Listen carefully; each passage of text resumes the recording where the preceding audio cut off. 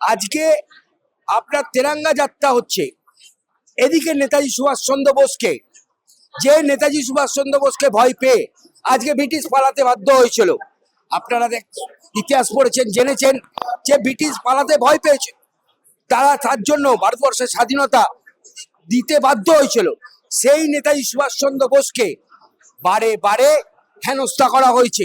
নেতাজি সুভাষচন্দ্র বোস, গান্ধীজির মূর্তিতে কালো কাপড় ঢেকে দেওয়া হয়েছে, লেনিনের মূর্তি ভাঙা হয়েছে, আজকে ভগৎ সিং এর মূর্তিতে জুতোর মালা দেওয়া হচ্ছে। আপনি কেন ভগৎ সিং এর মূর্তিতে জুতোর মালা দেবে?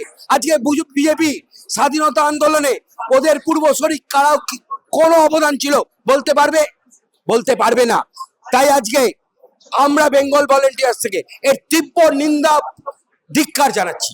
কারণ বাংলার মনীষীরা, বাংলার শিক্ষা সংস্কৃতি, রবীন্দ্রনাথ, স্বামী বিবেকানন্দ যদি আজকে চিকাগো ধর্ম মহাসভায় ভারতবর্ষের কথা তুলে না ধরতো, যে ব্রিটিশ সেখানে ক্ষমতা দখল করে অত্যাচার করছে, সারা ভারতবর্ষের পৃথিবীর মানুষ জানতে পারতো না।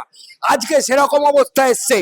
এরা ব্রিটিশের থেকেও আরো খারাপ, যে এরা বারবার বাংলার মনীষীদেরকে বারবার অপমান করছে, এবং সেই অপমান আমাদের সহ্যের বাইরে। তার জন্য এরা আবার বিধানসভায় গুন্ডা দমন আইন এনেছে, যে আমরা যেন আন্দোলন প্রতিবাদ না করতে পারি, আমাদেরকে গুন্ডা দমন আইন দিয়ে আটকে রাখা যাবে। কিন্তু বাংলা একদিন দেশের জন্য জীবন দিয়েছিল, আগামী দিনেও দেবে, এবং তার জন্য আমরা প্রস্তুত। আমরা দেখছি কত অত্যাচার করতে পারে, আমরা কিন্তু পিছপা হব না। আমরা আমাদের মনীষীদের ফটো নিয়ে, বুকে ফটো নিয়ে আগামী দিনে রাস্তায় হাঁটবো। প্রয়োজন হলে আমরা ব্যাচ বানিয়ে প্রত্যেক মানুষের দেবো, যে তেরাঙ্গা মধ্যে আমাদের মনীষীদের ছবি থাকবে, সেই ব্যাচ আমরা ছড়িয়ে দেবো। কারণ যারা ভারতবর্ষের স্বাধীনতা করেছিল তাদের কোনো দিন আমরা ভুলতে চাই না, ভুলছি না, ভুলবো না, পরের প্রজন্মের কাছেও তুলে ধরবো।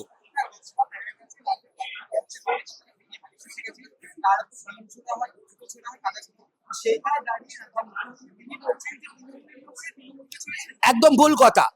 উনি কি করে বলছে? সোশ্যাল মিডিয়ার মাধ্যমে দেখা গেছে 23 নম্বর, 17 নম্বর, 3 নম্বর সক্রিয় বিজেপি সদস্য তারা চিহ্নিত হয়েছে, তারা ইট ছুটছে, ডিম ছুটছে। যেদিন থেকে সরকার এসেছে সেদিন থেকে আইন শৃঙ্খলা ভেঙে গেছে। 355 ধারা, 56 ধারা হওয়া উচিত। পশ্চিমবাংলায় পুলিশের সামনে একজনকে অপরাধী হয়, তার বিচার ব্যবস্থা হচ্ছে, সেই বিচার ব্যবস্থাকে না মেরে পুলিশের সামনে বিজেপির কর্মীরা কেন আক্রমণ করবে? তাহলে পুলিশ প্রশাসন নেই, প্রশাসন ভেঙে গেছে। তাহলে পশ্চিমবাংলায় নতুন সরকার গঠন হোক নির্বাচনের মাধ্যমে, আমরা এটাই দাবি করব। যদি উনি মুখ্যমন্ত্রী হয়, মিথ্যে বিবৃতি দেয়, তাহলে ওই লোকগুলোকে চিহ্নিত কি করে করলো? চিহ্নিত তো হয়েছে, তাদেরকে গ্রেপ্তার করা হয় কিনা দেখি।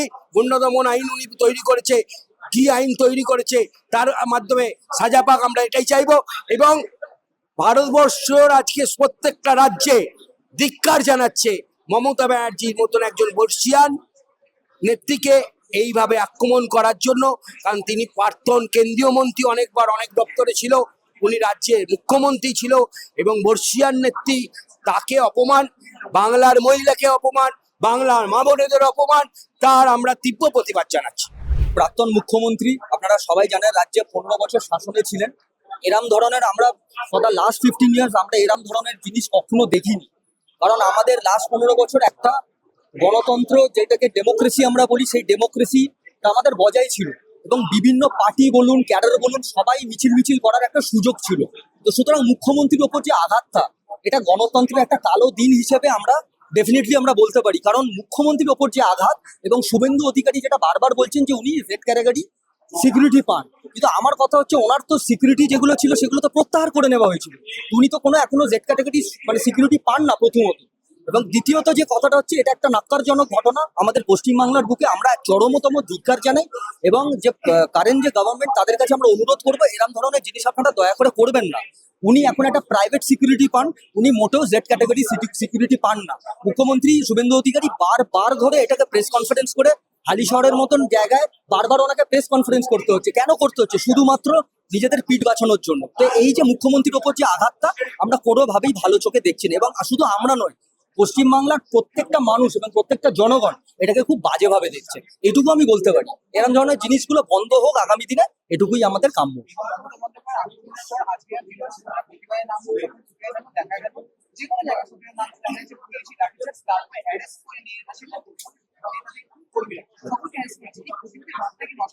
অ্যাবসলিউটলি, আমাদের পশ্চিমবঙ্গে এই জিনিস কোনোদিনও ছিল না। বিগত দিনে আমরা সিপিএম এর শাসন দেখেছিলাম, তখন আমরা যখন বিরোধীতে ছিলাম।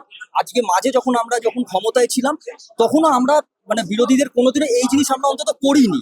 হ্যাঁ, কিছু কিছু ঘটনা ঘটে, সেগুলোর পারমিশন সবসময় পাওয়া যায় না, যার জন্য শুভেন্দু অধিকারী বারবার বলেন যে হ্যাঁ আমাদের 100 বার ধরে হাইকোর্ট থেকে আসতে হয়েছে। তো ঠিক আছে, there is a procedure for this, কিন্তু কথাটা হচ্ছে এরম ধরনের জিনিস যারা আমাদের যে আক্ষেপ জনগণকে যদি জানাতে না পারি, যদি বিরোধী শূন্যই করে দেওয়া হয়, তো সেই জিনিসটা আমাদের পশ্চিমবঙ্গে ছিল না, এটা কাম্য না। একদমই না, এটা জনরোষের নাম দেওয়া হচ্ছে। এটা আমি সম্পূর্ণভাবে বলতে পারি, এটা বিজেপির একটা প্রি প্ল্যান্ড একটা ঘটনা ছিল। কেন প্রি প্ল্যান্ড ঘটনা ছিল? কোনো পতাকা ছিল না। আপনি যদি মিছিলে দেখেন, অমুক করেন, এবং বিজেপি বিধায়ক যিনি ছিলেন, নামটা আমার এই মুহূর্তে মনে নেই, উনি শুভেন্দু অধিকারীর পাশে সব সময় কনস্ট্যান্টলি দাঁড়িয়ে রয়েছে। আমি সাংবাদিকদের কাছে প্রশ্ন করতে চাই, ঠিক 24 ঘন্টা বা 12 ঘন্টা আগে ওই বিজেপি বিধায়ক যিনি হালি শহরে উনি ছিলেন, উনি একটা ভিডিওয়ে প্রকাশ্যে বলেছেন যে 3rd ডিগ্রি টর্চার করে এদেরকে সম্মুখে জনগণের সামনে আনা উচিত। এই কথাটা উনি বলেছেন। এই কথার ভিত্তিতে উনি কি করে শুভেন্দু অধিকারীর পাশে দাঁড়িয়ে থেকে এই কথাগুলো বলতে পারেন? আমাদের একটা চরম ধিক্কার জানাচ্ছি আমরা। এই জিনিস ছিল না, হতে পারে না। যারা সুভাষচন্দ্র বসুকে অপমান করছেন, Absolutely. আমরা দেখতে পাচ্ছি ভগৎ সিংয়ের ছবি তাদের কণ্ঠলা সরকারে করাচ্ছে, তারাই হাত তিরঙ্গা করছেন। নিশ্চয়ই নেতাজি সুভাষচন্দ্রকে যারা সম্মান দিতে জানে না, আজকে আমাদের স্বাধীনতা এসছে শুধুমাত্র নেতাজি সুভাষচন্দ্রের হাত ধরে।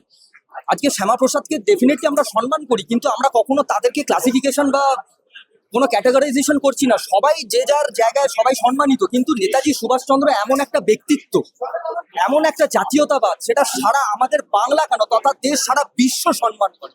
সেই নেতাজি সুভাষচন্দ্র বসুকে যে অসম্মান করা হচ্ছে, আমরা বাঙালি হই কি ভারতীয় হই, আমরা এই জিনিসটা মেনে নিতে পারবো না। এটা খুবই অপমানজনক।